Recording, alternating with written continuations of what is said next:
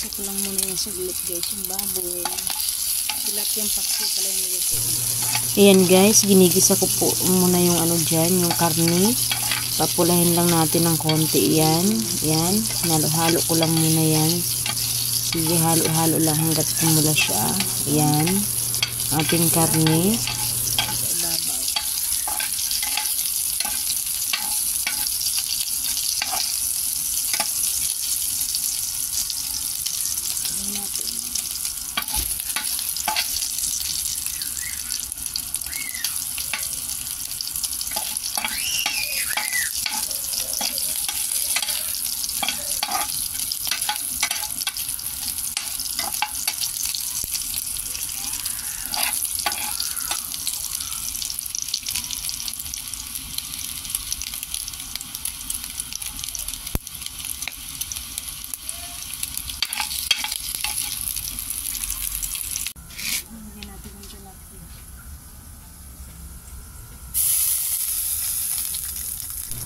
Ayan guys, maya konti nilagay ko na yung tilapiyang isda nga pala dyan. Nasa ilalim pala yung karne.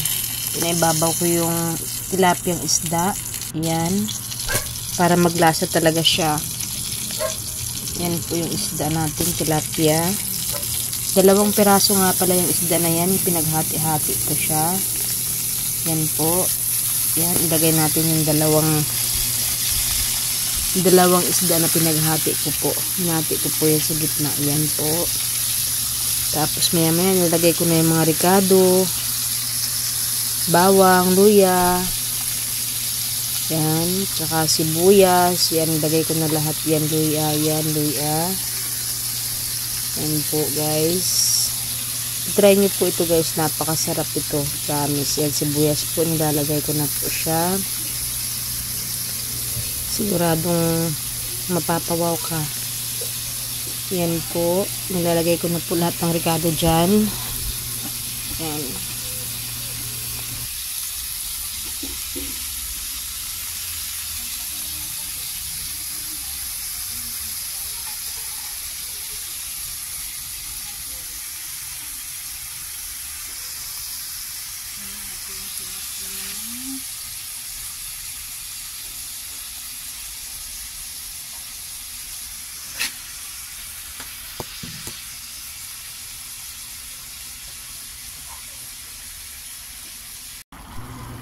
Ayan guys, nilagyan ko na pala ng tubig yung konti dyan, tsaka suka. Hindi ko na pala napakita sa inyo guys. Ayan na po yung itsura niya guys.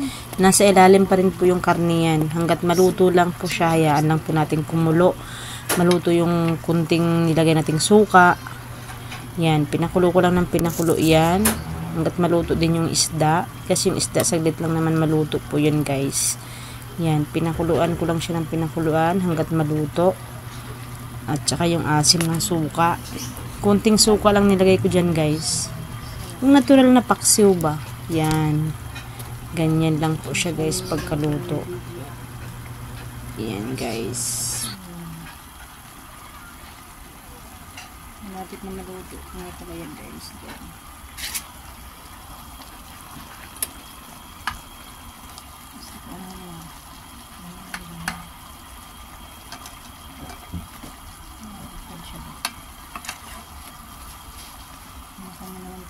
May baboy yan. Ito ka lang nilagay ko.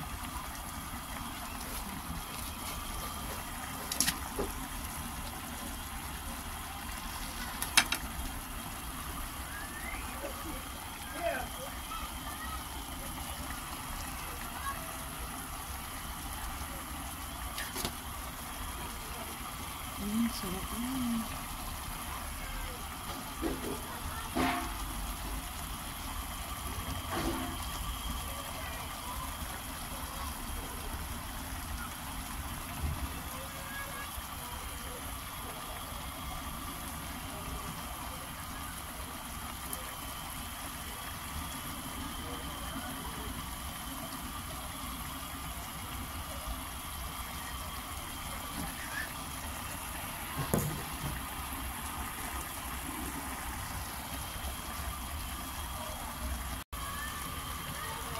Paksiw na may taba ng baboy. May laman din naman. Ayan.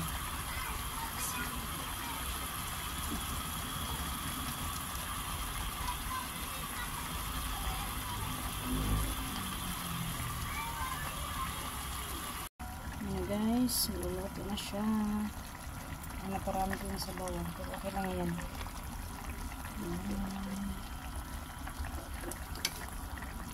Ang baboy natin guys.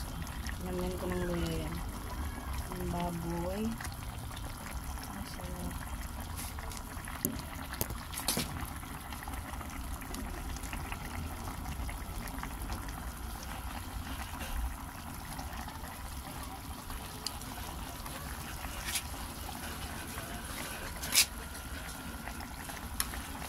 Napit na maluto.